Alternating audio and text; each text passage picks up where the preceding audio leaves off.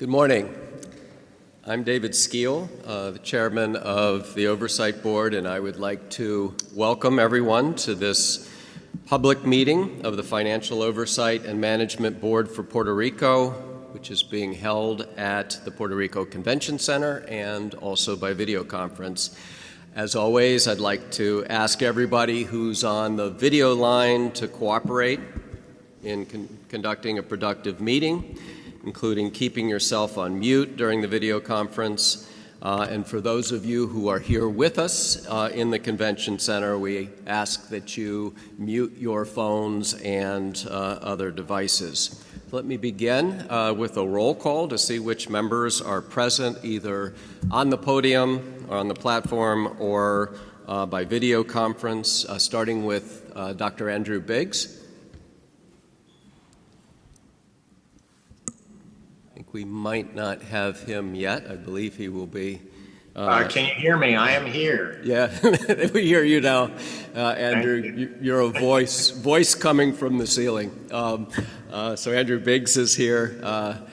Judge Arthur Gonzalez. Present. Thank you. John Nixon. Here. Thank you. Antonio Medina. Present. Thank you. Justin Peterson. Present. Thank you. Dr. Betty Rosa. She may not be on quite yet unless she's on mute. And our ex officio member, the governor of Puerto Rico, Pedro Pierluisi. Present. Thank you, Governor. So we have a quorum, and we are ready to get started with our meeting. As always, I'd like to ask Mr. Jaime El Khoury, our general counsel, if you would act as secretary for the meeting. Yes, I will. And Natalie Jaresko will not be with us today due to the things that are going on in Ukraine. I'd like to thank all of you for attending this public meeting, being held, as I mentioned, at the Puerto Rico Convention Center and by video conference. The live stream is at www.oversightboard.pr.gov, oversightboard.pr.gov. As usual, the audio of the meeting is available either in English or in a simultaneous Spanish translation, and as usual is also being translated in sign language. If you log into the English website, you get the English audio. If you log into the Spanish website, you hear the simultaneous translation. We, per usual, will be handling the public's questions and comments through a form available on the board's website.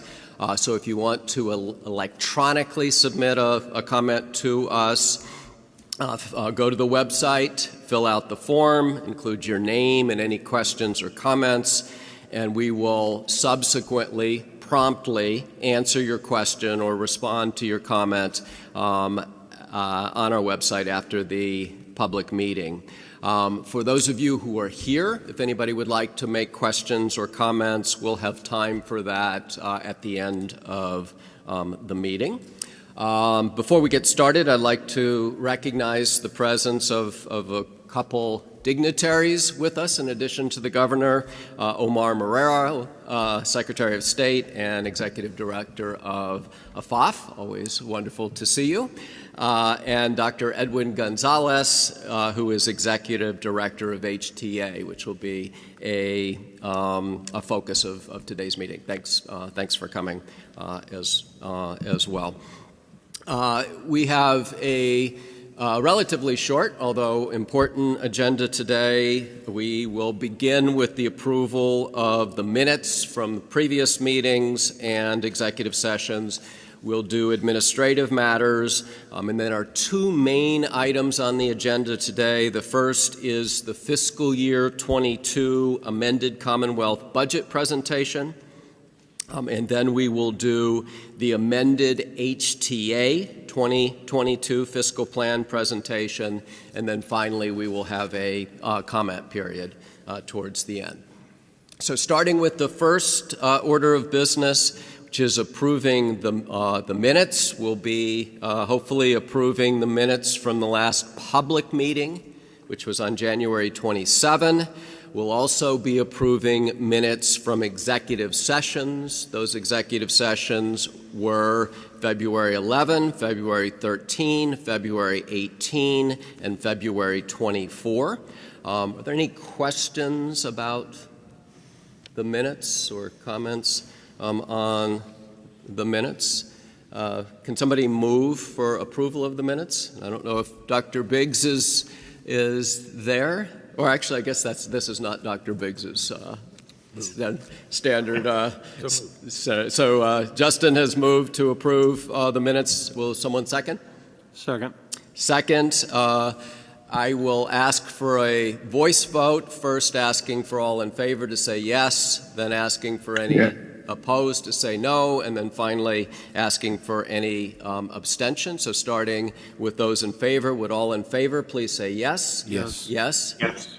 Yes. Any opposed? Any abstentions? So that passes unanimously. The second the second set of things we need to do is we have a couple of administrative matters. Would a board member be willing to make the first motion? Mr. Chair, I would like to make the following motion. Resolution: between the adjournment of this meeting and the opening of the board's next public meeting, the board may consider in executive session any and all matters that is authorized to consider under PROMESA, including first, any certification determinations authorized PROMESA, including certification determinations under Section 206 of PROMESA. Second, any submissions or authorizations authorized by PROMESA. And third, any filings authorized under Title III of PROMESA, in each case that are set forth as part of the vote to convene such executive session. The board may also act by unanimous written consent between meetings in accordance with the bylaws, with such consent to include consent by electronic transmission. Thank you, Andrew. Do we have a second? Sure, I'll second the motion. Thank you, Antonio. I'll ask for a voice vote again. All in favor, please say yes. Yes. Yes. Yes. Any opposed? Any abstentions? So that motion passes as well. One more administrative matter. Would somebody make that motion? Mr. Chair, I move to confirm and approve the unanimous written consents adopted by the board since the adjournment of the board's last public meeting, and which are listed in Appendix C hereto. Thank you, John. Do we have a second? Second. Thank you, Justin. Would all in favor please say yes? Yes. Yes. Yes. Any opposed? Any abstentions? So that passes as well.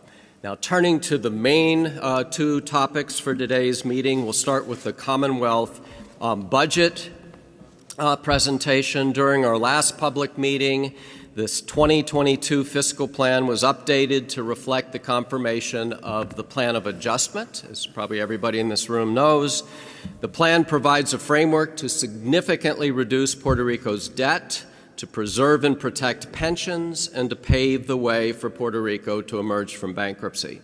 The amended fiscal year 22 Commonwealth budget, certified this week, is a critical milestone in Puerto Rico's financial recovery. The Commonwealth's financial distress left much uncertainty for businesses that want to invest and create jobs in Puerto Rico. Uncertainty and debt defaults have held Puerto Rico's economy back.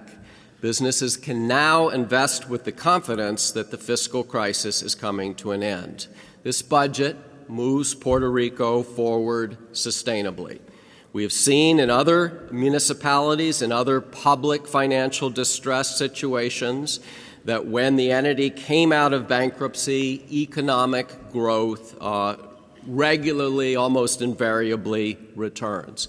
We think this will be happening and is happening in Puerto Rico too. To present the budget, I welcome Ginorli Maldonado, who is our Director of Commonwealth Budget and Fiscal Plan. Welcome, Ginorli. Thank you, Chairman Scale, and good morning, board members and Governor Pierluisi. The fiscal year 2022 Certified General Fund budget was amended to authorize $11 billion in plan of adjustment settlement payments and increase spending to reflect the updates in the recently certified fiscal plan. In addition to expenditure increases, the certified fiscal plan also reflects higher revenue estimates, driven mostly by improved economic trends. These revenue increases have been appropriated in the amended budget. The $12.5 billion fiscal year 2022 amended general fund budget increases funding for agency operations and economic development incentives and other government priorities. Other updates to the budget include a $1.4 billion contribution to the Pension Reserve Trust, which is funding set aside to pay for future pension obligations of current and future retirees. Enhanced funding for police retirement benefits and restructured debt payments. Higher revenue estimates also result in improved credit metrics, with debt service as a percent of debt policy revenues decreasing from 7.1% to 6.5%. As stipulated in the plan of adjustment, prior year accumulated cash is being utilized to make $10.9 billion of plan of adjustment settlement payments to various stakeholders. These include settlements over $175 million to be paid to Med Center and dairy producer claims. Settlements with current and former employees include almost $1.5 billion to be paid for pension-related claims. And the last category are settlements for debt-related claims paid to various other creditors. The general fund revenues projected for fiscal year 2022 are estimated to be $1 billion higher in the recently certified fiscal plan as compared to the 2021 fiscal plan. The projected increase in fiscal year 22 revenues is mostly driven by more favorable economic trends and an increase in the collection of certain tax revenues. Similar to revenues, the fiscal plan also projects an increase in FY22 expenditures. This means that the increase in projected revenues have been appropriated in the amended general fund budget. Comparing the fiscal year 22 certified budget with the fiscal year 22 amended certified budget, the amended budget is $12.5 billion, an increase from the certified general fund budget of $12.1 billion. The bar on the right side of the page shows a breakdown of the amended general fund budget, which now includes pension reserve trust and debt-related payments. It is important to note that there were no reductions in agency expenditures in the amended general fund budget to allow for the pension reserve trust and debt-related payments. In fact, budgets were increased. The amended general fund budget increased spending for several agencies, including education, public safety, and public health. Finally, as a percent of the total general fund budget, debt service represents only 5% of total spend.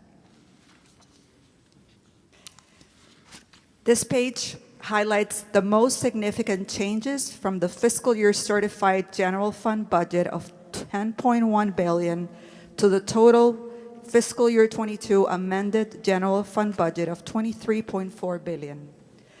The total amended general fund budget of $23.4 billion is made up of $12.5 billion to provide services to the residents of Puerto Rico and fund retirement benefits, with the remaining $10.9 billion for plan of adjustment settlements.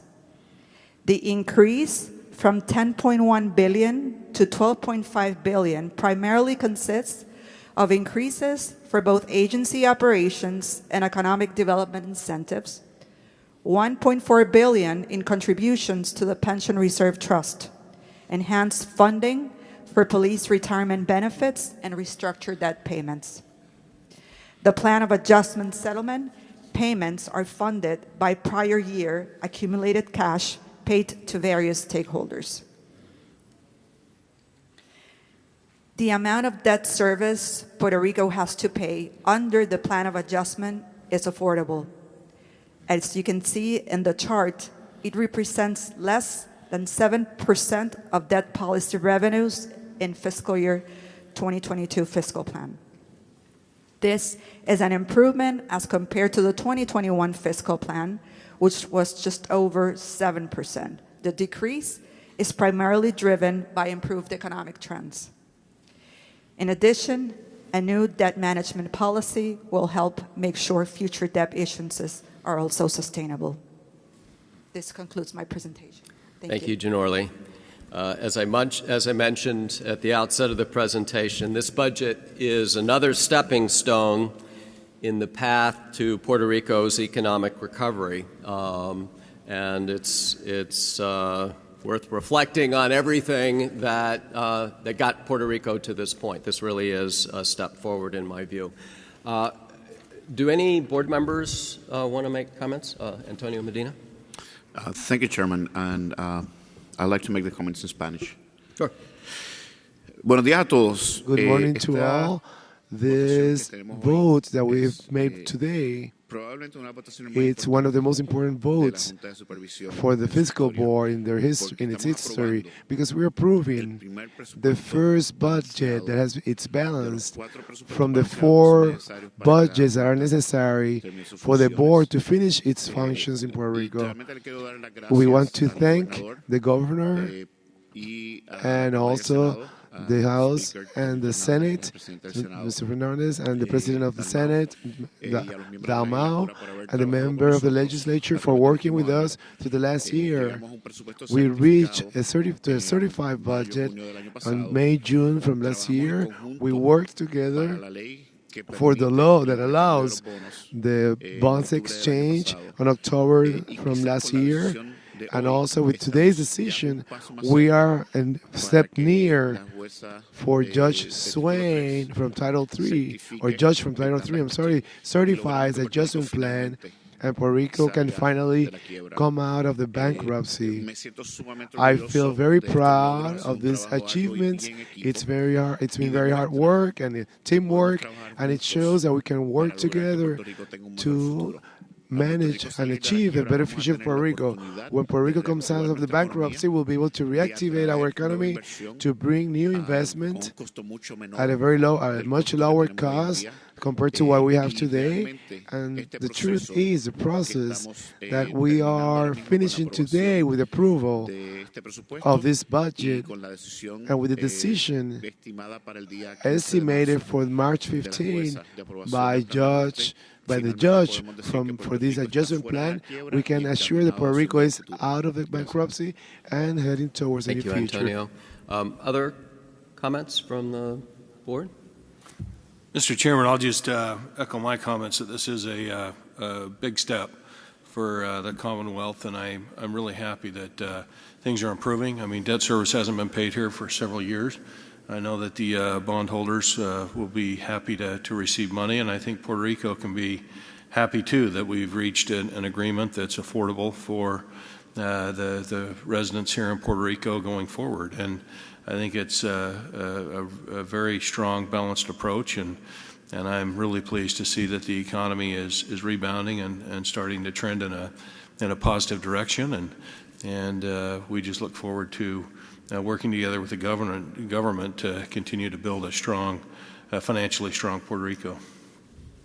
Thank you, John. Any other comments from the board? Governor, did you want to say anything, or wait till HK? I'm fine for now. I'll make my remarks at the end of the next presentation.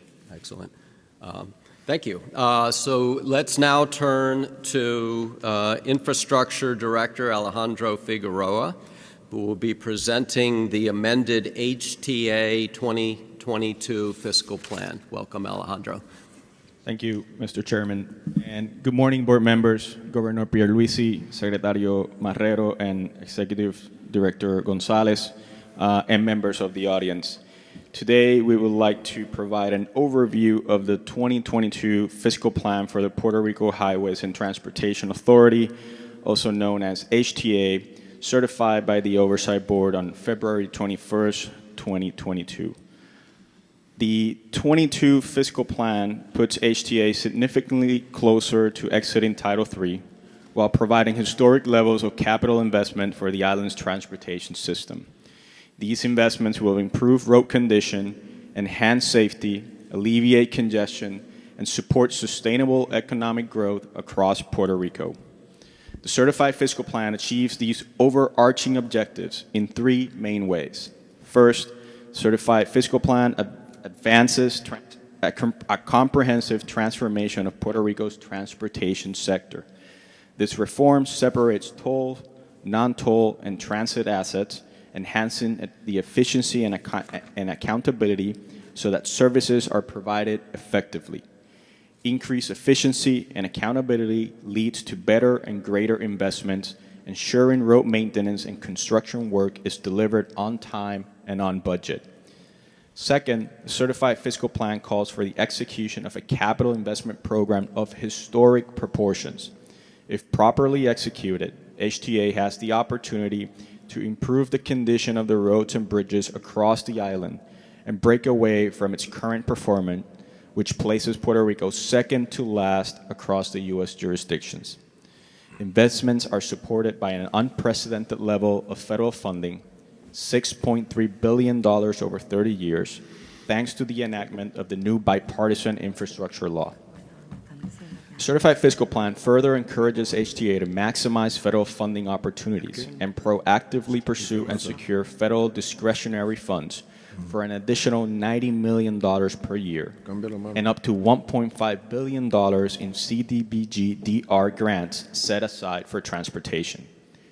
Third, to support these investments, HTA must generate the revenues necessary to become financially sustainable and achieve the capability of not only exiting Title III, but also execute a capital improvement program that goes beyond their historic achievements.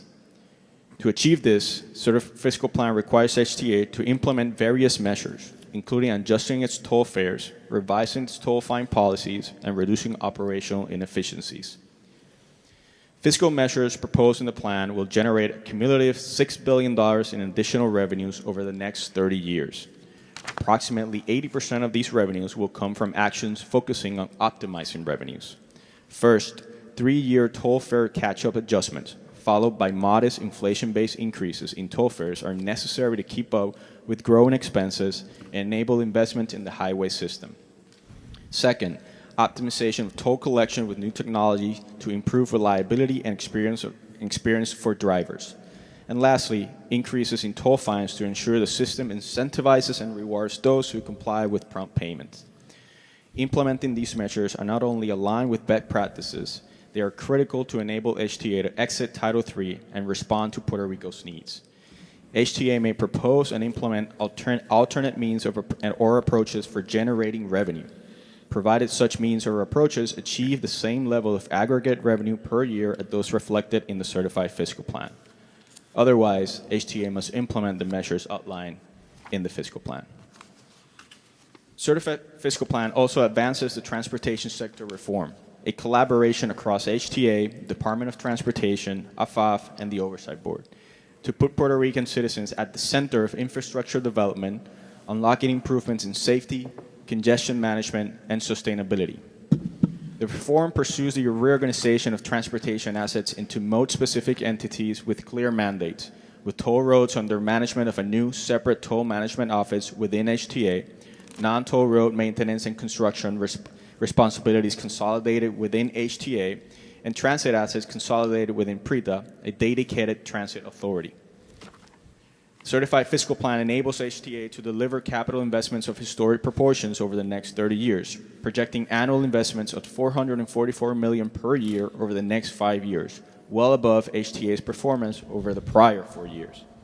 To take advantage of this historic opportunity, HTA will need to enhance and expand its ability to deploy capital projects, a feat that can be achieved through many of the measures outlined here today and included in the Certified Fiscal Plan, which are at the upper limits of his historical ability to execute projects.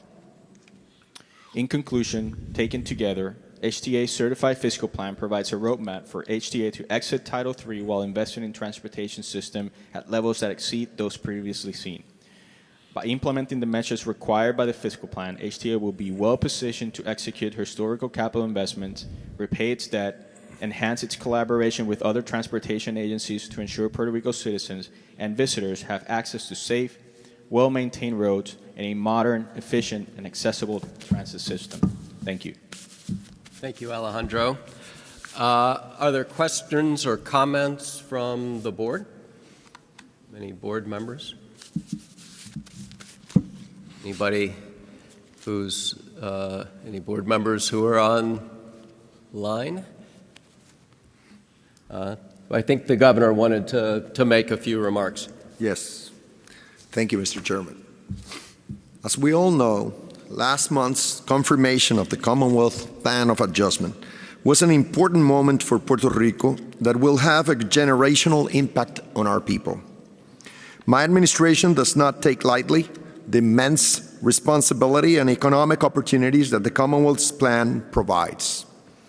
The recently revised fiscal plan for the government of Puerto Rico also represents a milestone that sets our path forward from bankruptcy to progress. I want to take a moment to thank the Oversight Board for certifying the revised general fund budget, which includes the first steps towards this new reality.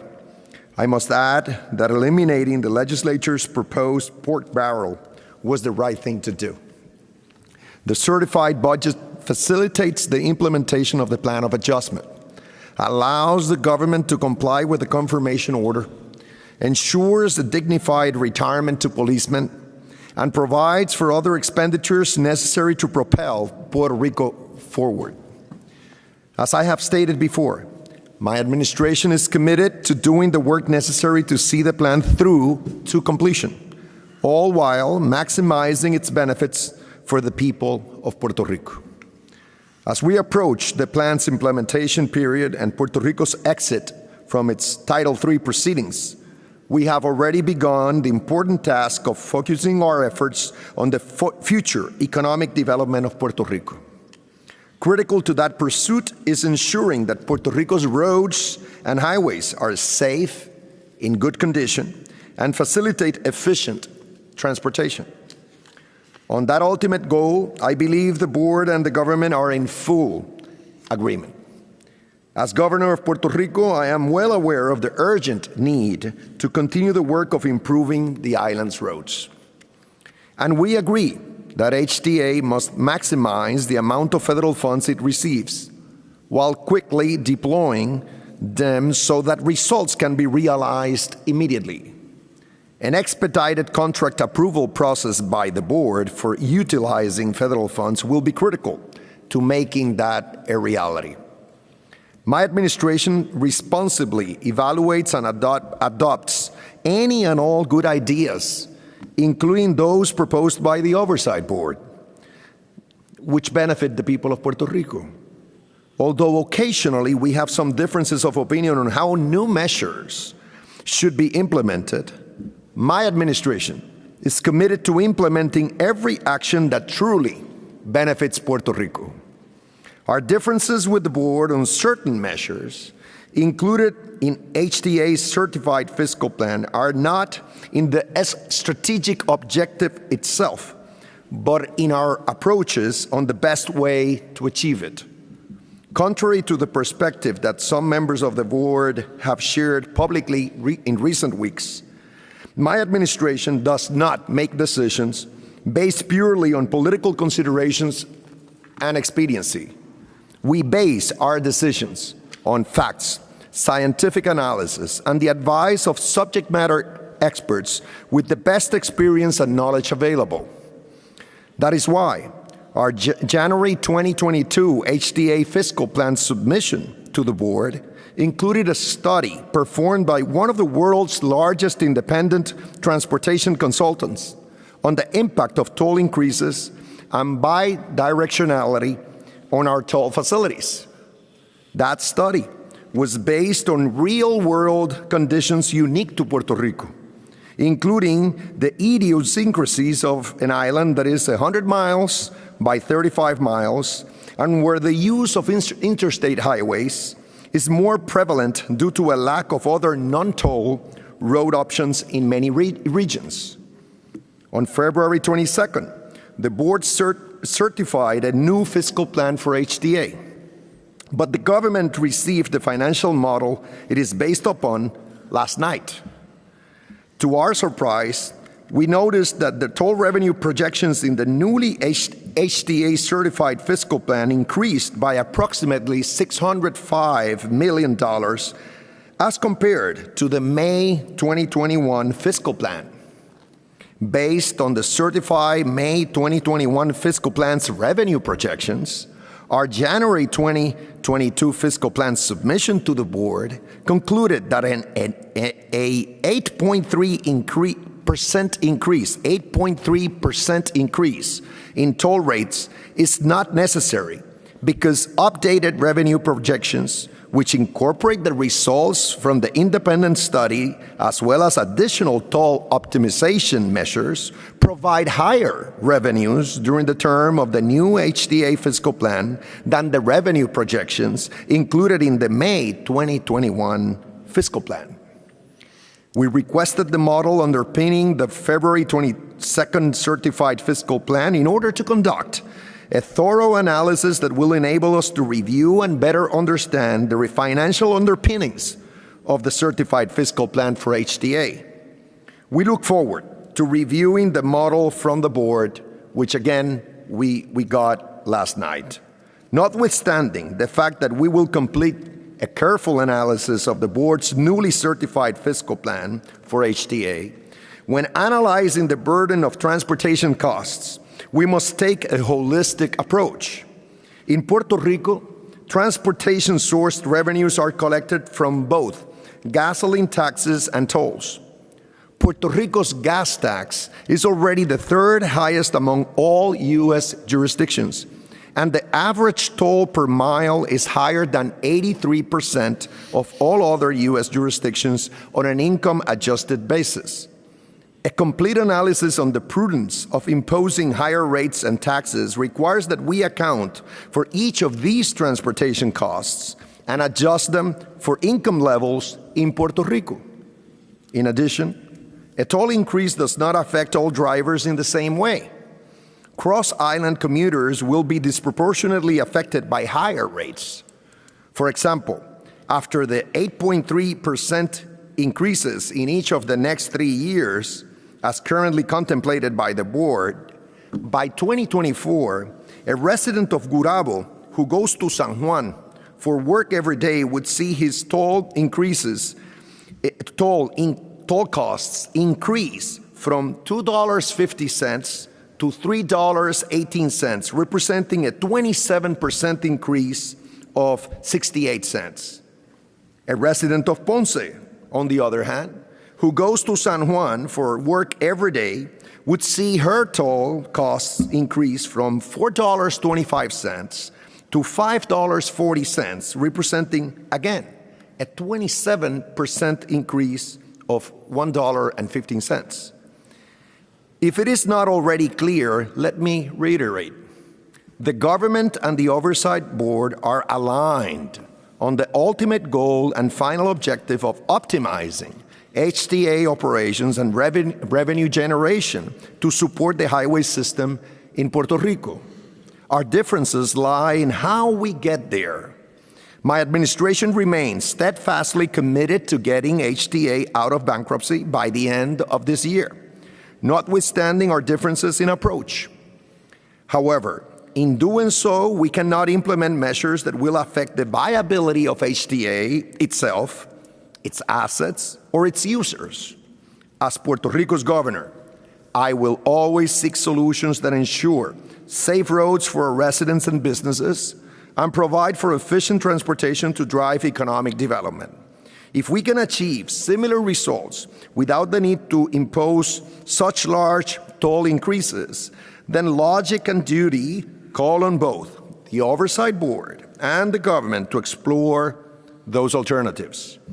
My administration welcomes continued dialogue with the board to explore every possible alternative to benefit the people of Puerto Rico. Thank you, Mr. Chairman. Thank you, Governor. Anybody else like to make any comments? All right, let's shift to our final agenda item, which is public comments. Or, Justin, would you? I had a general comment. Okay, go ahead. Not related to HTA. Thank you, Mr. Chairman. I wanted to just call attention to a matter that. Oh, sorry. I wanted to call attention to a matter that the FOMB staff has been putting a lot of time into. And I had an op-ed in the El Vocero today on this subject, and that is working with the legislature to pass enabling legislation for the RSA. It's really important for everybody to realize the RSA is been developed by the board to create a pathway out of bankruptcy for PREPA. PREPA and HTA are the last two major restructurings we have to undertake as a board. And so the RSA, which was developed by the board for this reason, would provide a 32% cut in PREPA's debt. It creates many other benefits. It locks in a rate for consumers, and so all the risk of declining demand would be borne by bondholders. So like the plan of adjustment, this is a great deal for Puerto Rico. Unfortunately, some people are peddling what amounts to propaganda, and I've said this before, about a sun tax. And what's ironic about this is that this is hindering the restructuring, which ultimately is going to lead to the investment and the privatization of PREPA that's needed to create more efficient energy and power generation. So the people peddling this fake news about a sun tax are getting in the way of that. And so, again, just to state it even more clearly, if we want PREPA to have more clean, reliable, affordable power, we need to finish the restructuring. People who are getting in the way of that are actually getting in the way of renewable energy and cleaner natural gas. And so I really hope, and I say this in my op-ed, I really hope that the legislative leaders, as they did, by the way, in the Commonwealth restructuring, and I've said this before, and I want to thank the legislature and the governor for their leadership in the Commonwealth restructuring. I certainly don't take that for granted, that we had everybody committed to that. But we need the legislature to rise above this demagoguery, pass the RSA, because if they don't do it, it's not going to, it's really important for everybody to understand, it's not going to prevent the board from finishing the restructuring of PREPA. We're going to do it. It's just going to cost more for Puerto Rico. So the choice is really up to the legislature. As my favorite president, Ronald Reagan, who, by the way, knew how to deal with Russians, as he once said, it's time for choosing, and I hope that the legislature chooses well. Thank you. Thanks, Justin. So we have a time for any public comment. If you would like to make a public comment, we'll have a microphone for you to come up to. Please keep your comments to a maximum of 3 minutes, and you will, I think, be handed a microphone. I can't see. Mr. Chairman, can I just, I'm sorry. Can I just, you want to make a comment, John? Is that okay? Is that Absolutely. appropriate?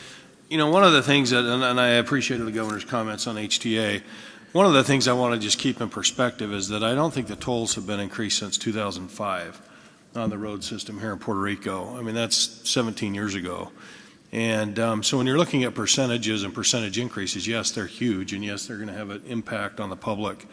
But the failure to increase tolls over time at much smaller increments is what's leading to such a huge increase. So it's not really the board who just wants to increase tolls by 20+%. We're actually making up work that hasn't been done for the last 17 years as far as maintaining and taking care of the roads. So while as a board member, I personally am very interested in working with the government to look at alternative means to fund the roads. This is, and I'm happy to strategize and determine how to do it to help offset some of those increases. But one of the things that we need to be careful of is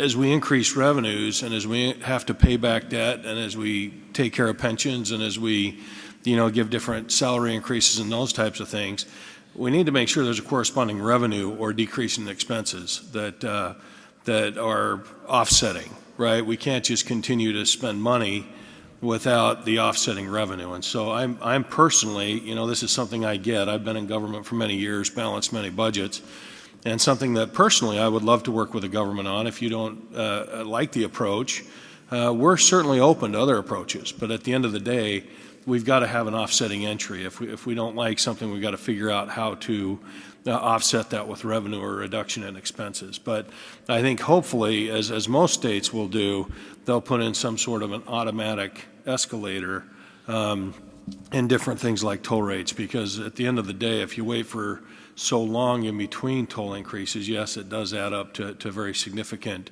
amount and has a very big impact on the toll payers and the rate payers in various scenarios. Thank you, John. For public comment, I think we're using the microphone to my left in the front. So if you could make your way to the microphone, and if you would like to make a comment.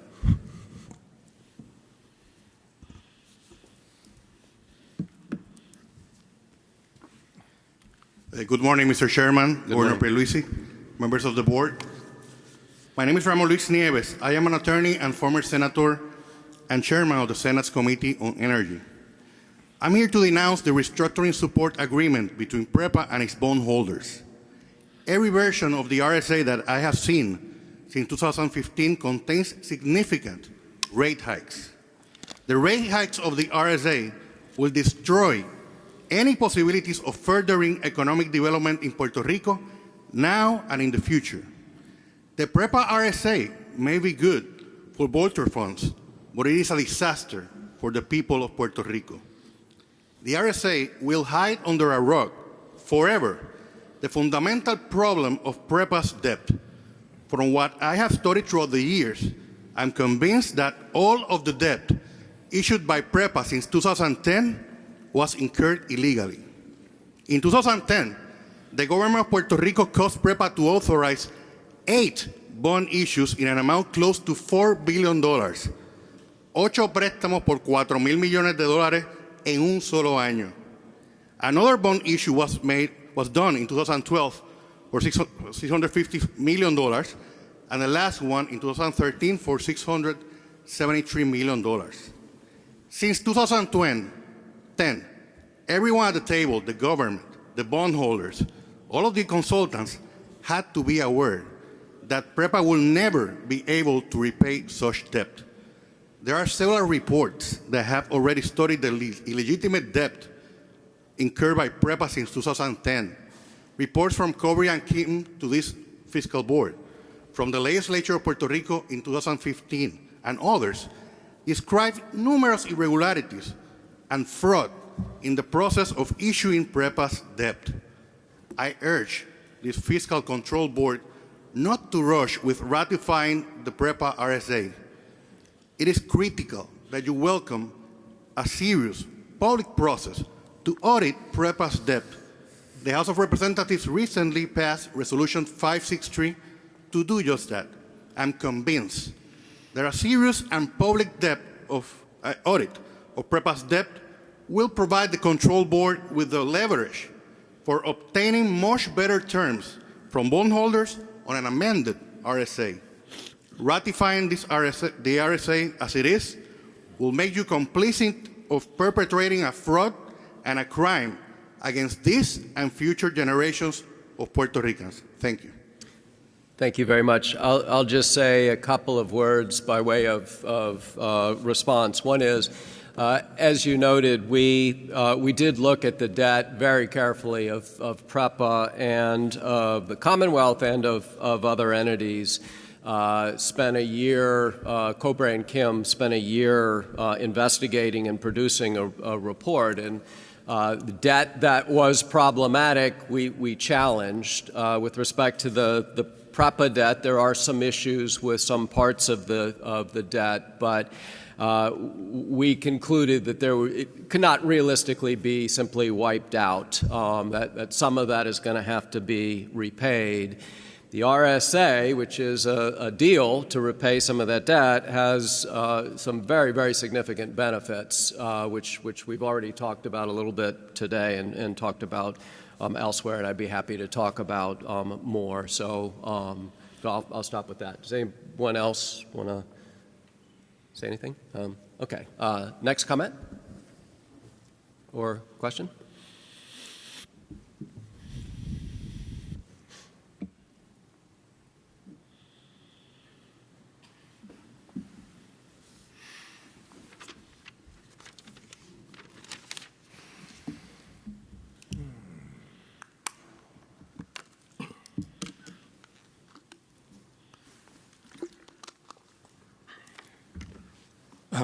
Good morning.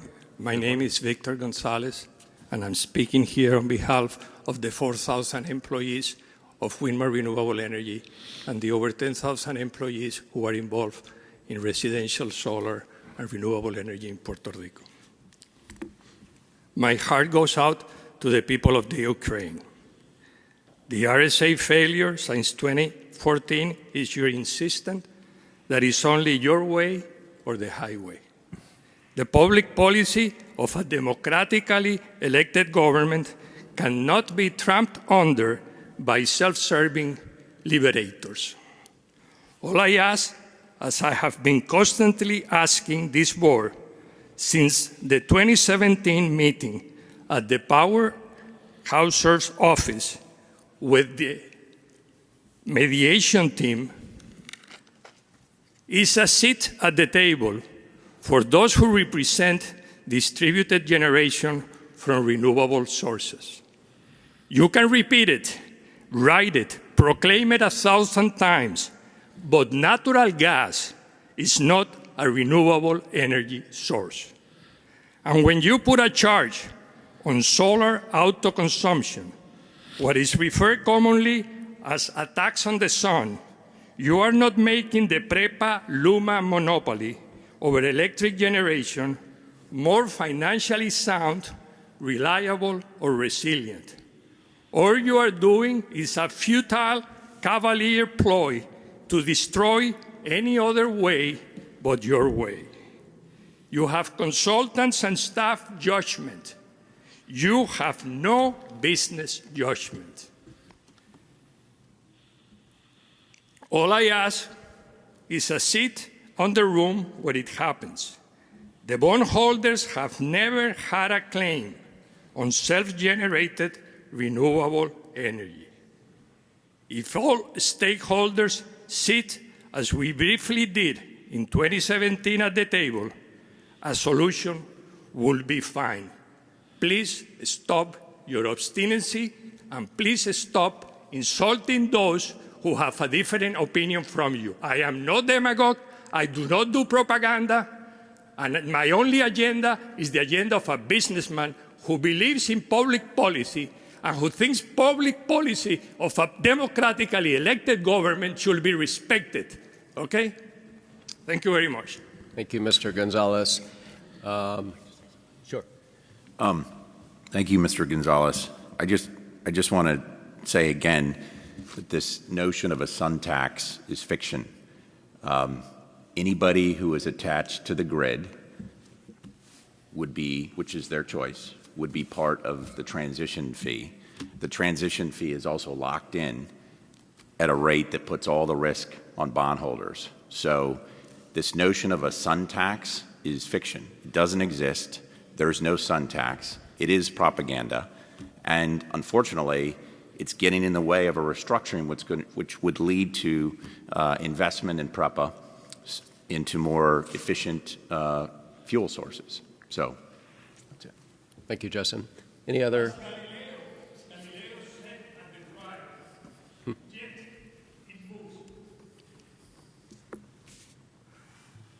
Next comment.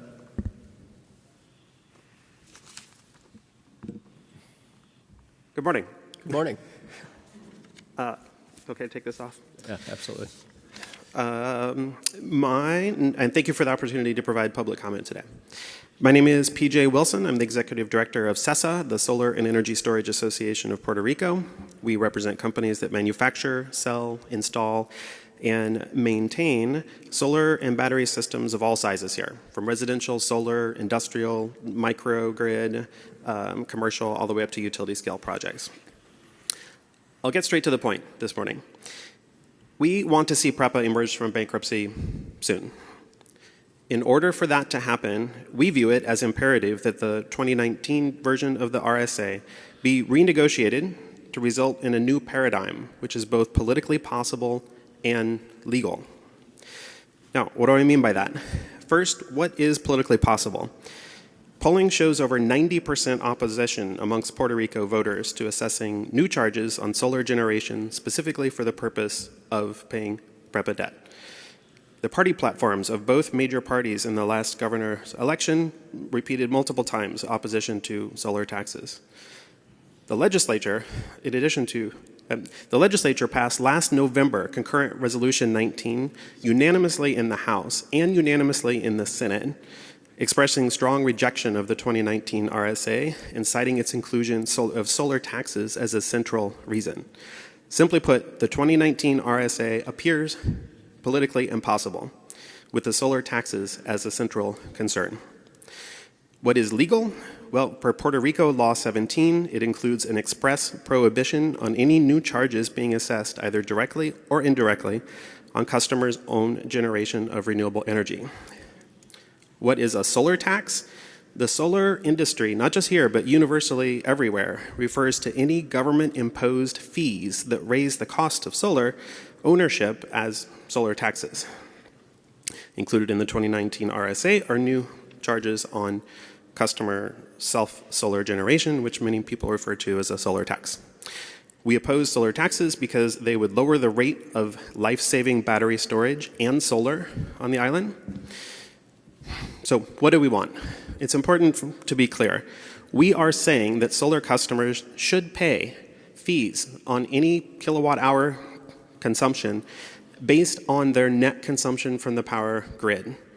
That is, whatever they purchase from PREPA or LUMA minus what they put back onto the grid, which is often viewed as the most valuable power because solar power that goes back onto the grid is used by their neighbors, right there by your neighbors. If it's okay, I hope it's okay to express an opposing view, Mr. Peterson. Mine is that things have changed since 2019. And when the current RSA was negotiated, it was a panicky time when we had people fleeing the island and fears of everybody going off-grid. But since then, change the same. Things have changed. We have the 2020 census. We have over 200,000 more people on this island than was projected right now. We have the growth of electric vehicles projected to skyrocket, and in PREPA's own fiscal plan, certified by the Oversight Board, the growth in electric vehicle kilowatt hours is projected to far eclipse any losses from solar. So if I could quote one of my favorite politicians, JFK, we choose to do these things not because they are easy, but because they are hard. I'm confident we'll be able to work this out and look forward to it. Do you want to say anything, Justin? I appreciate your comments, and thank you for what you have to say. I guess, I don't mean to antagonize when I say there's no such thing as a sun tax. It's just that something that would apply to everybody who's connected to the grid. I think it's not accurate to call it a tax on the sun. So it's consumer's choice to connect to the grid. If you're connected to the grid, whether you're using solar panels or whether you have some other way, you're going to pay this transition fee under the RSA. Now, the RSA may not happen, but under the RSA, you would pay a transition fee. That applies to everybody. It doesn't just apply to people with solar panels. That's why I'm stating that there's no such thing as a sun tax. And, I thank you for your comments, but I think words matter. And I think that when I see propaganda being used to get in the way of something that I think is going to benefit Puerto Rico, I want to call it out. But thank you. David. We've got Antonio wants to make a comment, and John wants to make a comment. Do it first. I just, looking at it purely from a financial aspect, PREPA's in bankruptcy, as everybody knows. There's been a lot of several $1 billion of debt that's been taken out, several $1 billion of pensions that need to be paid. These are all legacy debt, right? These are all legacy costs that have occurred over the last several decades, right, where everybody's been benefiting from the power company of PREPA. you can't really strand the cost to others who remain on the grid without, I mean, this is a societal problem, right? And again, we can't just wish away these expenses. I mean, if we want to protect pensions in PREPA, we've got to figure out how to pay the pensions in PREPA. If we want to pay back the bondholders, which I know some don't, but some of us believe that's important, we need to figure out how to pay back the bondholders. If we want to invest in a solid infrastructure grid going forward, so the residents here in Puerto Rico have reliable power, the companies have reliable power, we need to figure out how to pay for that. But I've always had this concept of it's easy to leave the system, right? But it's not fair for those who are leaving the system to saddle and strand the costs with all those who are remaining on the system for costs and expenses that were incurred over the last several decades, right? The future costs, yes, there's a strong argument that, you know what, yeah, we're not responsible for those costs, but if there is a connection into the grid, then everybody ought to be contributing to well maintenance of the grid.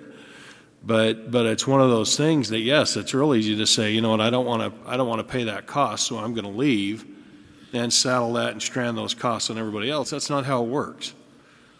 But the bottom line here is, again, like I just said earlier on HTA, if there's another way to pay those costs by society, then come forward and tell us how to pay those costs. But at the end of the day, those who have to remain on the grid, I don't think it's fair that they have to be saddled with all the legacy costs and all the legacy pensions that everybody in Puerto Rico has benefited over the last several decades. And so to me, you can call it whatever you want to call it, but it's an issue of fairness. And this is not the first time I've encountered this. I've dealt with this in stranded pension costs with charter schools in other states where the charter schools didn't want to pay into the legacy costs of previous teachers, right? And it's one of those things where it's just there's an equity component that the charter schools didn't create the legacy costs, but neither did the current directors of the school districts, right, that are here now. This is a societal issue that's built up over many years that we have to address. And we've got to figure out how to address it because, again, money's just not going to come out of the sky to take care of these societal costs.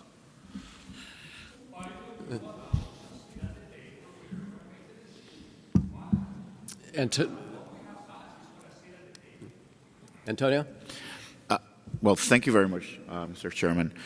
I really actually want to start by saying thank you to PJ as well as Senator Nieves and Mr. Gonzalez for raising your voice and bringing a different point of view to the discussion. I'll say outright, I fully support solar energy and renewables. I do believe it's the right path for the future. And we need to look at all the different elements of this discussion. So I want to take a step back.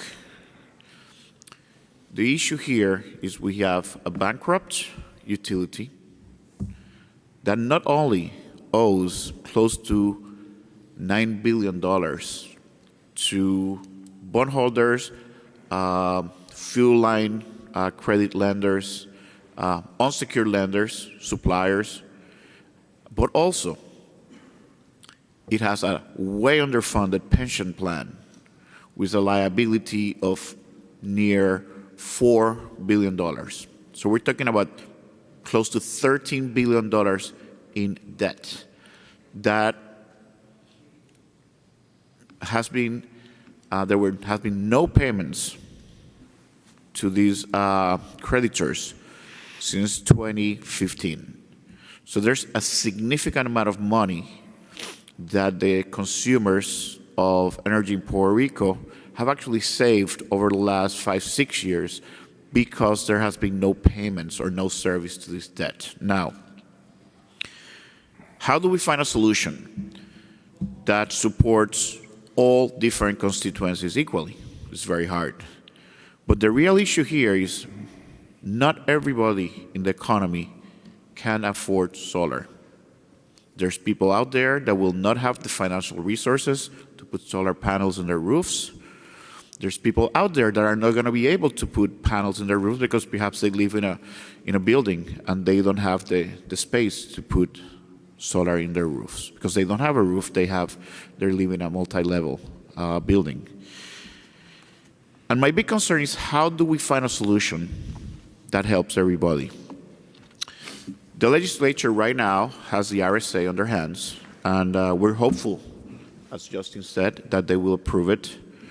But the reality is, if they don't approve the RSA, we will have to continue working as per the mandate of PROMESA to find a solution to this conundrum. I would like to make a comparison of being connected to the grid with something that we're all familiar with, Netflix. When you made the choice to get your Netflix subscription, you made the choice to make monthly payment. Now, there's people that use it every day, and there's people that never watch TV. But the decision was to be connected to the service. So here we have a similar case. We have an infrastructure that is in place that was bought over many years and constructed over many years, and we're not going to say it's the strongest infrastructure, but it's the one we have. The transition charge pays for that debt and also supports the pension payments that PREPA entered over many, many years. And it basically says that every consumer that decides to connect to PREPA has to pay for that infrastructure. And what does that infrastructure do? It takes energy that is produced at the PREPA generating facilities through the grid to your house. Now, I do believe you have a great business opportunity here. Support people disconnecting from the grid. Get them to purchase, for those that can, systems that have solar, batteries, and self-generation. If you're not connected to the grid, you don't have to pay transition charge. So I challenge you, from a business standpoint, to come up with solutions for your customers that have the capability from a financial standpoint to disconnect, and therefore they move away from the transition fees. However, I think that is quite unfair to all the other constituencies, especially the poor people of Puerto Rico, those that need the most help, to ensure that we distribute these legacy costs over all the folks that are connected to the system. Because if we were to say that we're not going to charge some, what that's going to happen is we still have to pay the full amount, so others will have to carry that burden.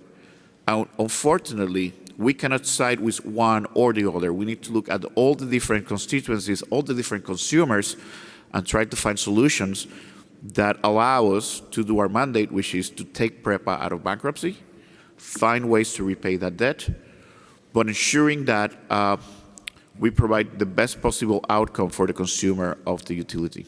Thank you. Let's see. Mr. Chair.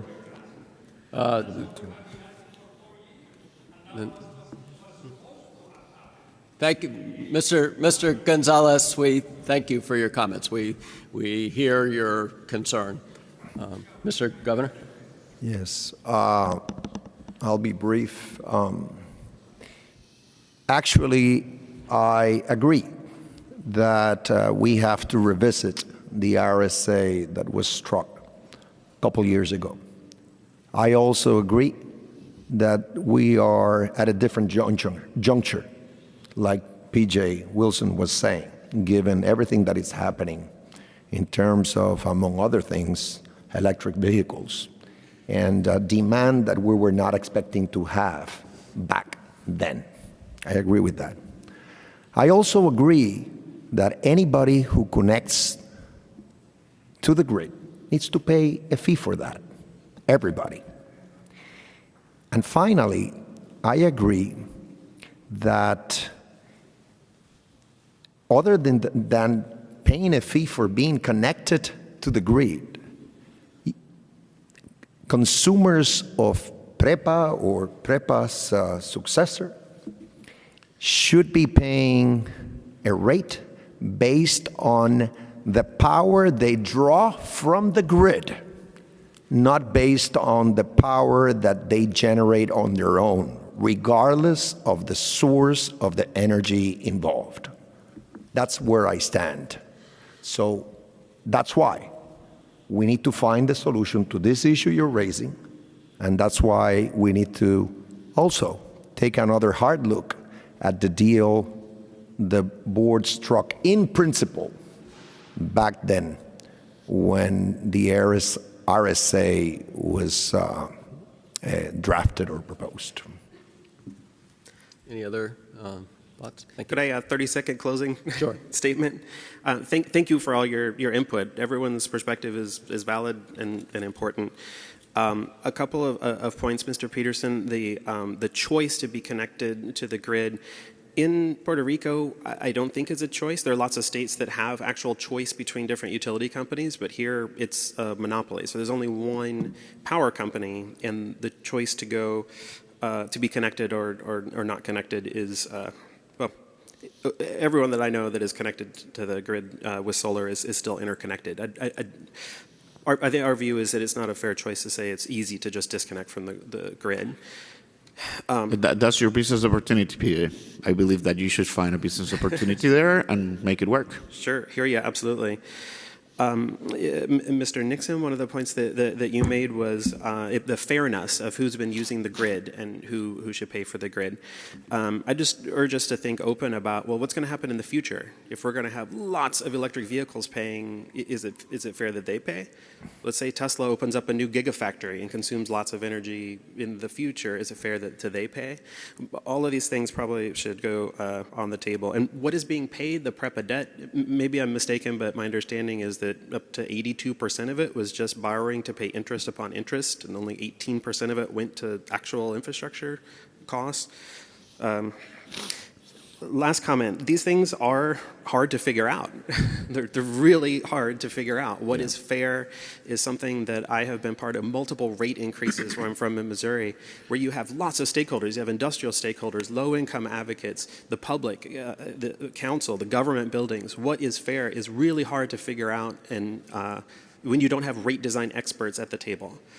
So my hope is that something can be figured out in principle that's close enough that can then go to the Energy Bureau, who oversees rate cases here. And then we can continue this discussion there of fine-tuning a solution. But my hope is that we can arrive at some sort of a broad solution soon. Thank you. Thank you very much. Thank you. Next comment or question?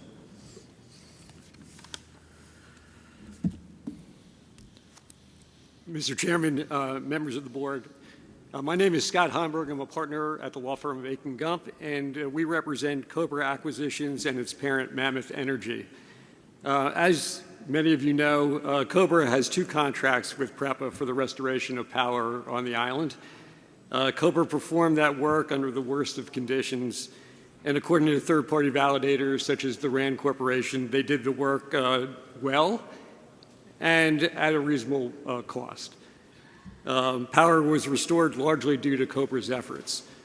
Cobra is still owed, however, a tremendous amount of money by PREPA, and Cobra has been waiting for 3 years, or more than 3 years, for payment. The amount is now over $300 million with interest, and interest is accruing at over $3 million a month. It's in everyone's best interest to reduce the amount of debt that's owed to Cobra by PREPA as quickly as possible, but this isn't happening. PREPA has not explained why it's not paid significant portions of money due under those contracts. For instance, there's over $50 million in tax reimbursement owed under the first contract that's not been paid without any explanation. There are also some invoices under the second contract that are worth tens of millions of dollars for which PREPA has not alleged any issues but has not paid. Other invoices PREPA does dispute, and at the direction of Judge Swain, we're working with PREPA, PREPA's counsel, because we never have any direct contact with PREPA, to address PREPA's issues, and those invoices, we believe, we are making some progress on those and toward addressing the issues that have been raised by PREPA. Again, we've been waiting almost 3 years to have this conversation with PREPA, but they had previously, until Judge Swain ordered them to, refuse to have any conversations with us about this or actually work towards a resolution.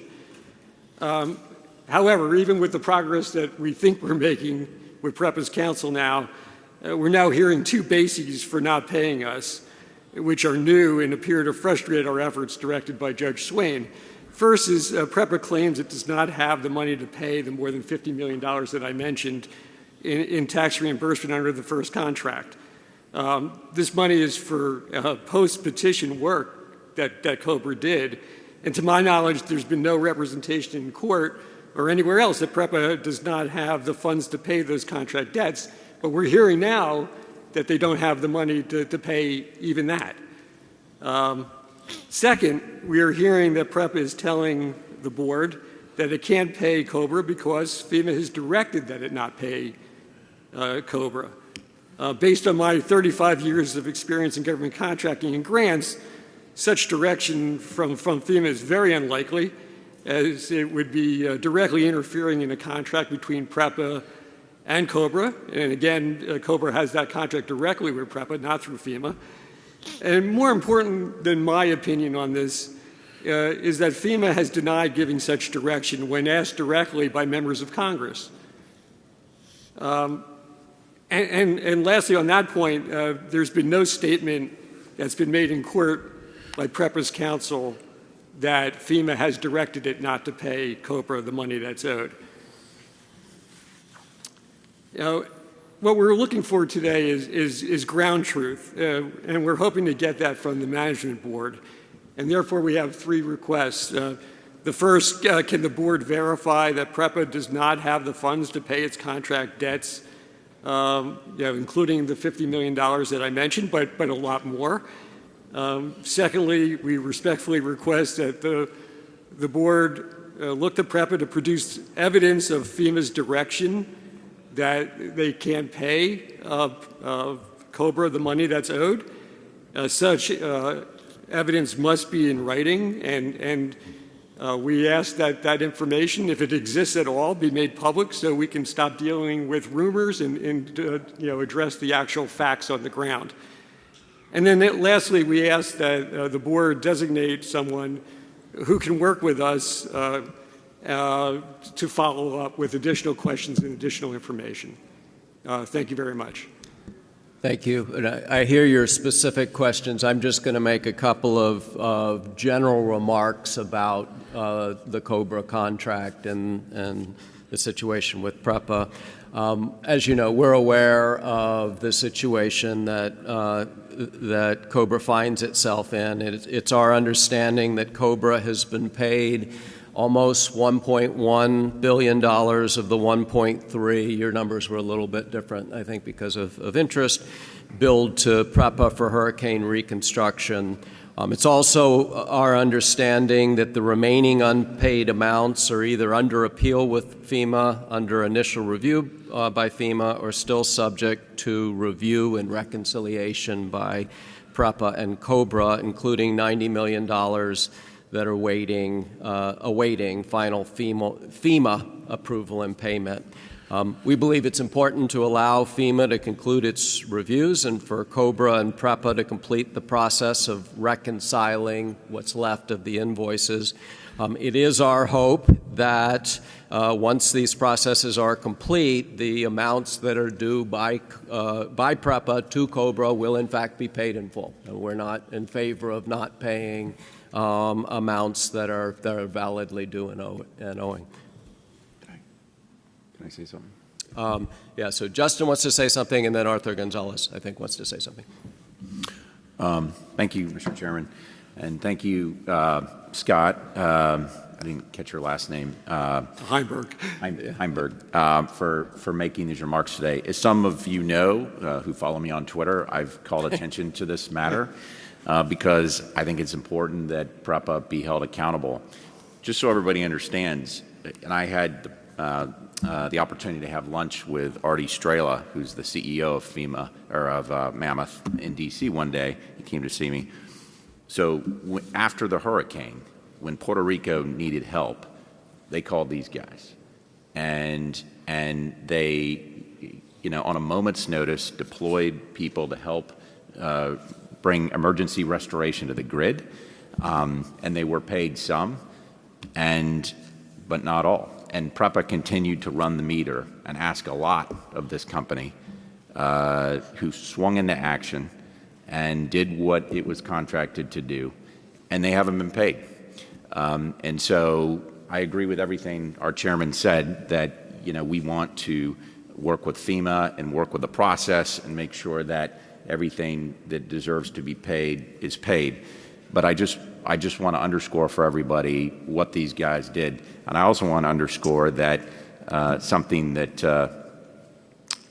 you said, which is that when members of Congress have asked FEMA, are you telling PREPA not to pay these guys? And FEMA's denied it. And so, again, maybe more fake news that we have to deal with, that we have to look into. But thank you for your comments. Thank you very much, Mr. Pearson. If I could be allowed to just address one comment that you made, Mr. Chairman. Yes, Cobra was paid a significant amount of money, but it also incurs significant amount of expenses in doing that work. Secondly, the amount that's outstanding is a tremendous amount to a medium-sized business, getting smaller every day because of the financial burdens that it is laboring under. And there are amounts that are not in controversy that should be paid and should be paid now to allow the business to continue to be in business. As I said, we've been waiting for over 3 years for payment, and this process is playing out, as you no doubt know, very, very slowly. And as time passes, it's draining the lifeblood out of the company. And so, yes, there is a process, but the process may kill the patient before it's over. And we ask that money be released that's not in controversy now to allow the company to continue in existence. Thank you. Thank you.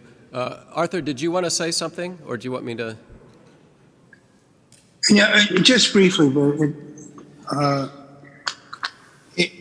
at this point, it seems to me that you certainly have a right to make your case known and here before us, and as the chairman said, we're understanding of certain aspects of it. But it seems to me that the most fundamental thing you said was that you are before the court.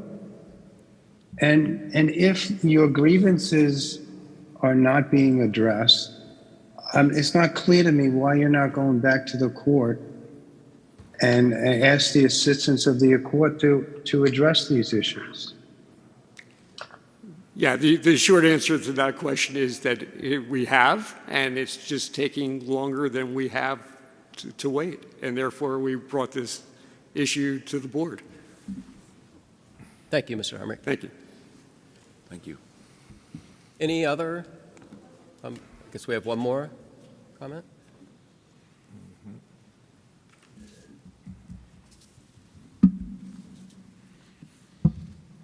Good morning, members of the board, and Honorable Gobernador Pedro Pierluisi. And Honorable Governor Pedro Pierluisi. It is a pleasure being here this morning. The purpose of this public hearing is to inform the people, so I would rather speak in Spanish for the benefit of the people.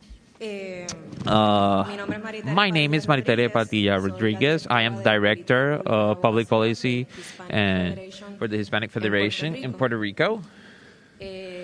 And I want to talk about the topic of the restructuring of the PREPA debt. First place, I would like to state that when the agreement was signed in May of 2019, and it was said publicly what it was being proposed in terms of the transition charge and the increase in the power rate, electricity rate. And the people, it was a surprise for the people, and it was a surprise that the game was not accompanied by an explanation of why why was that number reached, that transition charge, neither why that percentage of the cut of the debt was reached, with all of the concerns about the legality of the debt.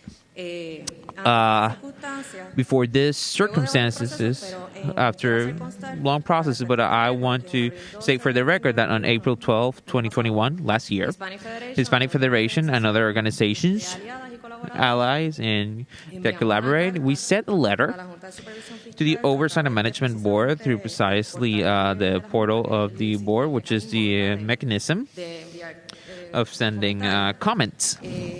And summarizing the main concerns that we had about the agreement and requesting, well, a meeting or that it would be addressed in a documented way. And up to date, we haven't received any reply. Obviously, I'm not going to go into the details of all the elements, but I do want to mention the main concerns. And I would like to, I brought a copy of the communication that in the future, if you could address it, well, we would thank you for it.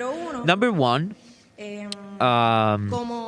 as when the agreement was published, it wasn't explained really how those numbers were reached. So there were a lot of stakeholders that analyzed what were going to be the impacts of what was being proposed at short and long term. And let's remember that these have a term of 47 years. So people like the economist Ramon Garcia and Dr. Hector Cordero Guzman took the task to evaluate with the information that they had available, because really who have the information to evaluate the reasonability is the people, the parties that sat down to negotiate. But under the information that was available, the economist Ramon Garcia says that the economy of Puerto Rico cannot absorb the impact of the transition cause, and he evaluated the impact in the residential sector as well as the commercial and industrial. And in fact, he says that the government is one of the sectors that will be impacted the most. By his part, Dr. Hector Cordero Guzman evaluated the socioeconomical impact, because this agreement is not only economic, but it will have an impact in the daily lives of people. So that has to be evaluated. And the general conclusion, I will not go into detail, is that we are going to impact mainly the most vulnerable and poor communities, and that this agreement, the transition charge and the structure that is being established, will increment the poverty levels in Puerto Rico, the short and long term. So this is greatly concerning for us. And what we are asking is to open the door to reevaluate those impacts, and that you open the door to try to minimize the debt that has to be repaid. This cannot also be analyzed only with the impact that it will have this specific debt repayment in the people, when now we have the impact of all the other restructuring, the fuel, and relating to all the charges that have to be paid to Luma. So there are many things that the Oversight Board is working that jointly will have a significant impact on the daily lives of people. That I heard that you talked about equity, justice, and yes, we have to see it. We have to humanize it. You have to see what is viable and sustainable at the long term. Even though you allege on the one side that the bondholders will assume the risk of the decrease in demand, but even though what is being proposed according to the experts, we cannot sustain it. So what's it worth for? So it's not viable. Another point about the concerns about the debt is that I understand that Skill, he said that there are some serious concerns, and it worries me, it concerns me. There are some concerns that we need to address them on the point of view of the people, not the bondholders. Because first of all, in Puerto Rico, people don't have money to pay other stuff. Anything else. People live on a budget. If there is an issue of the legality of the debt, then we need to go into that, because it must only be paid what is legal. And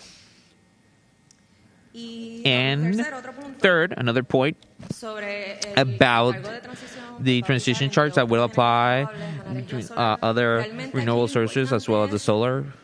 The most important thing here is that after Hurricane Maria, more than 3,000 lives were lost in Puerto Rico. A lot of people, due to lack of electricity, lost their lives. And we're seeking through the public energetic policy of the law of Act of 2019 that it gives us resiliency, and we're going to save lives with that so that there are no other disasters, that more people die. So we need to look for the way that the agreement does not disincentivize that transformation, that resiliency that we're looking for before the climate change, and that's what we're going to do. We're going to save lives so that this agreement does not go against that. And the last point that I would like to bring up is that recently the bondholders requested the court to create a mediation process if the legislature does not want to implement the agreement, then they don't have to, that they will keep with the process, going with the process of the confirmation without the legislature, without the confirmation of the legislature. I've seen that they have made the invitation that the legislature implement the agreement. But my question is, number one, we requested you. We asked of you that the board reject the petition from the court, from the bondholder from the court. I hope that that's the decision. Number two, if the board opens the door, is the legislature as a democratically elected entity in Puerto Rico by the people of Puerto Rico, because they have to act on behalf of the people, if they will be open to the legislature, if they're open for the legislature to give recommendations to revise the agreement. So that would be all. Thank you very much. Thank you. I'll make some comments. Thank you very much. I'll make just a couple of comments, and then others may wish to make comments as well. One is, you mentioned at the beginning that the Hispanics Federation had sent a letter that we had not responded to. I apologize for that, and I will look into that and make sure that I have a copy here. That we do respond. A couple other things. One is, as I mentioned earlier, we did look into the legality of the debt, and we have challenged all the debt that we think is problematic. There are some problematic transactions with PREPA, and they've been challenged. They are under challenge, but the main debt, our view is, it's legal. So you can't just give them zero. The RSA, it's important to keep in mind that the RSA dramatically lowers the transition charge that Puerto Rican consumers and businesses would have to pay. It would be about 8 cents a kilowatt hour, and the give or take, that's not an exact number, 7 to 8 plus, I think.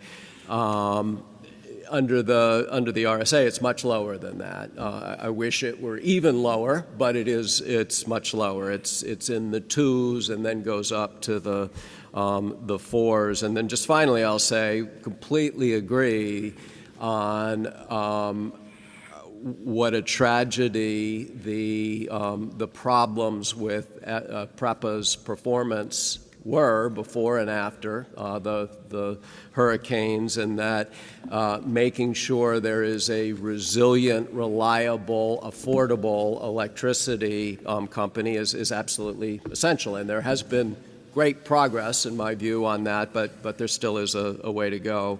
And then finally, with the bondholders' request, we'll be replying to that in court. We may have already replied sometime in the next 52 minutes. We have a 12 o'clock deadline, but our view is we need to be negotiating with every relevant constituency. So we will talk to everyone. And Antonio, I think, wanted to. Antonio, good morning. Thank you for being here with us and for sharing your point of view. I believe that the message that you bring this morning is very important. The point of view of humanizing this conversation. The great part of the discussion about the restructuring of the debt as PREPA's matter. What's the impact on our people and how our people will be able to deal with this burden, additional burden that has been imposed to the different costs related to government, whether it's tolls or energy, and at the same time, the tax reform. Unfortunately, for many, many years, Puerto Rico used the debt as a mechanism to pay its current cost. They refinanced the debt in multiple occasions, probably. They took loans that they not used it for the things they were going to use it, etc., etc. But today, we have to handle the situation. How we're going to draw a line towards the future? How do we make sure that our government practice towards the future are responsible in terms of fiscal policy for the good of our people? But I'll use an example for PREPA, which I think is critical. The cost of energy versus pensions. I believe we reached an agreement that is very important for the pensions of the retirees from the Commonwealth of Puerto Rico, that we will keep 100% of their pensions. My point of view for PREPA employees, they deserve the same treatment. But once again, where do we get the money from? We have a real problem that debt, those debtors, they have real issues. So we cannot decide today that we're going to stop paying my mortgage because they're going to take it away. So we cannot forget the rights, the legal rights of those debtors with respect to the debt, whether it's PREPA or the Commonwealth of Puerto Rico through the years. Therefore, it is a difficult discussion for the RSA that it's been considered at the legislature has significant benefits. Part of the payment is in instrumentalities for contingent instruments, transfers great part of the risk to the debtors, to the bondholders, and also proposes equity for the group that is protecting the rights of the energy industry. Solar energy industry, I compare that to the poor people. They don't have a group that come to defend them like lobbying. And I appreciate your participation, because your voice is critical for this moment of decisions. We have to make decisions where we have to make sure that there is equity with respect to the solutions that will be implemented, and hence I would like to support the transition charge, because it's a charge that distributes the burden, the economic burden, to the different clients in Puerto Rico. If we remove some or others, then we're going to overburden some specific groups with the cost of the debt versus distributing in an equal manner that cost. That even though we may not like it, Puerto Rico entered in that debt, and we have to solve it. But thank you for your perspective. I underline that the part of humanizing and making sure that we take into account the point of view of the most needy, that should be part of it. Can I answer for a moment? You mentioned something important. How are we going to address it? Where do we draw the line? We understand that the payment of the debt to the debtor, the bondholders, can never go over the basic needs of the people and the fundamental rights. That's a line. There are economists that say that the economy cannot absorb because it's going to impact small business. You know, it's not only the increase in the rates. When you go to the businesses, everything is going to go up. There's a domino effect. So we're talking for us to pay the bondholders. People cannot buy the medications, or they cannot have access to power energy. They cannot have access to have a quality of life. They cannot buy food. That line has to stop there. The debt can never go over the basic needs of people. because that's going against the fundamental rights. And that's why, to close, and I'll listen to you, that's why it is important, the issue of the legality of the debt. I have not audited the debt, but there are experts that have raised, have big questions of how, if you have to expand the town, if you're going to impose something that is going to affect the economy, it has to be a legal debt, clearly legal. If there is doubt about the legality, you have to address that. And that's what we are talking about. I don't disagree with you in principle, but I want to use a real example. If I don't pay my mortgage, the bank will take it away. The same, the bondholders, they have rights. If we take a position that basically says, I'm not going to pay anymore, those bondholders, they have the right to go to court, and a court will decide. And when you throw the dice and you go to the court, we could end up paying a lot more because we did not enter into an agreement where everybody puts their interest on the table and you reach an agreement for the best benefit of all the parties. So, to take a position of I'm not going to negotiate, what it ends up in a result that could be worse for Puerto Ricans. Because we're going to end up in court, we're going to end up suing, they're going to be suing. And personally, I believe that to defend the rights of our people, we are better prepared on the negotiating table rather than being before. Mr. Chairman. I'd like to make some brief remarks. And given that Ms. Padilla Rodriguez addressed us in Spanish, on this occasion, I'll speak in Spanish, and hopefully the translation will be adequate for the members of the board. And I will be brief, Mrs. or Ms. Padilla Rodriguez. Your presentation was really complete, but I will reiterate something that I said before, and I will add something. I will try to go straight to the point. First, this agreement goes before me being a governor, and I just said some minutes ago that I think that we need to revisit it. We need to go back to the negotiating table. Right. For different reasons. One of them was a comment from P.J. Wilson in terms of that, regarding that we are at another time.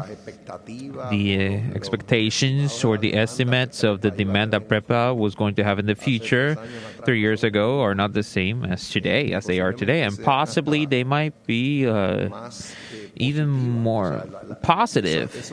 Those estimates could be more positive, right? That is, for different reasons, that could be the use of the electric vehicles, the demand that will generate. It could be that our economy, it is expected to be much better than it was thought before. Last year, in the middle of a pandemic, the economy of Puerto Rico grew, and the Federal Reserve highlighted that. And it's not because we had federal funds, because the states had federal funds as well.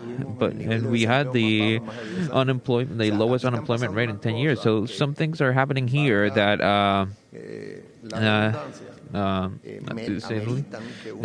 they give the reasons to revisit that agreement. And see, when I was as a governor, when I supported the adjustment plan for the debt for the government of Puerto Rico, I did it because I am convinced, on the base of the counseling, the advice that I received from experts and AFAF and others, that it is sustainable. If I had any doubts that that adjustment plan is not sustainable, then I wouldn't go forward with it. I would not go forward with it, because nobody wants Puerto Rico to go back to bankruptcy. Right. Now, where is PREPA? We need to recognize that they're in a bankruptcy process. We have to recognize that if you are not in a bankruptcy process, you have to pay the debts that it incurs.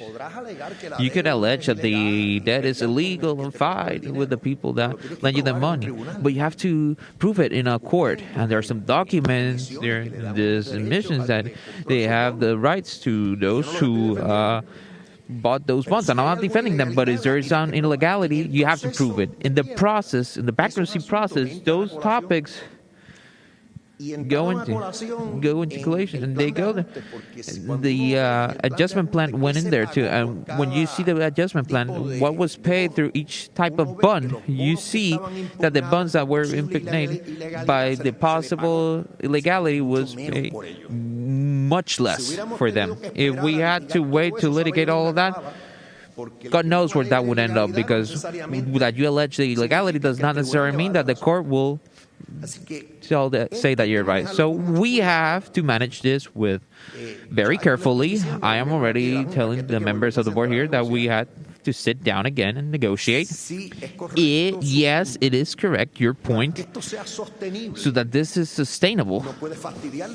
It cannot hinder the economy of Puerto Rico. It cannot cause the people to keep migrating, because then PREPA will not have enough revenue to pay what it was.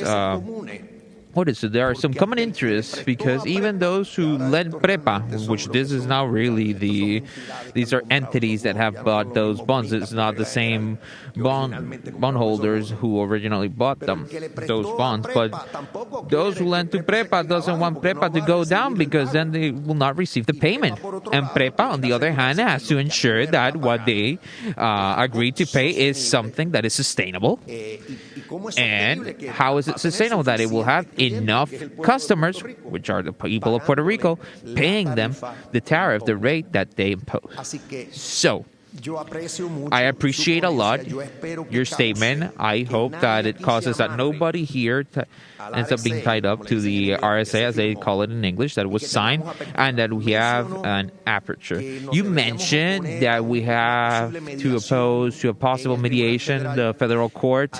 That's, if I interpret it the right way, I go in a different way, because those mediation processes are always positive, and in the mediation they could find some common parts, and that Judge Hauser has been very effective, achieving some meeting points where this will, I think, will end up. And I already said what I said about the proper generation, that I don't think that there will be a load or a burden or a rate or a tariff, call it whatever you may call it, over the generation that any individual resident entity generates. Yes, I do agree that everybody who is connected has to pay for it, and I also in agreement in that. I also agree that at its given time, here we will have to pay part of this debt.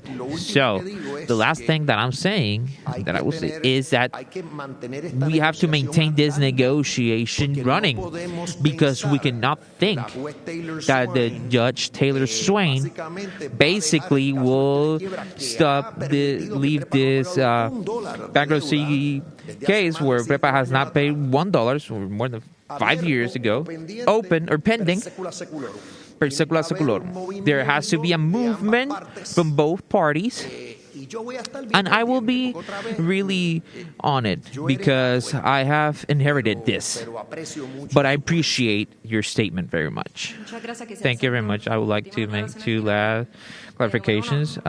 Number one, it's not that we are opposing to a new renegotiation or mediation process. What we oppose is the petition of the bondholders of not having to go to the legislature, that the legislature evaluate the agreement. It is a democratically elected entity that must look after their people. I think that I understood that the Oversight Board has opened doors to receive recommendations from their legislature to improve the agreement, or I hope that that's the position of the board.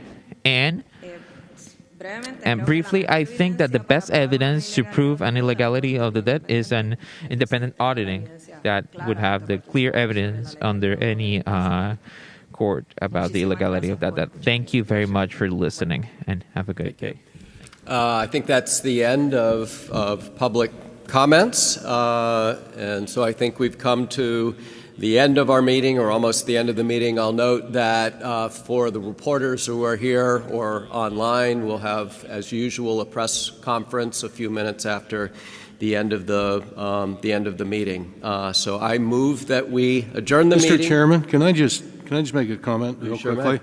Point of personal privilege. Carla Chavez, our chief of staff, is leaving after several years of dedicated service, and we certainly appreciate. I want to express my appreciation. I know the board appreciates very much her dedicated service as well, and we just want to make sure.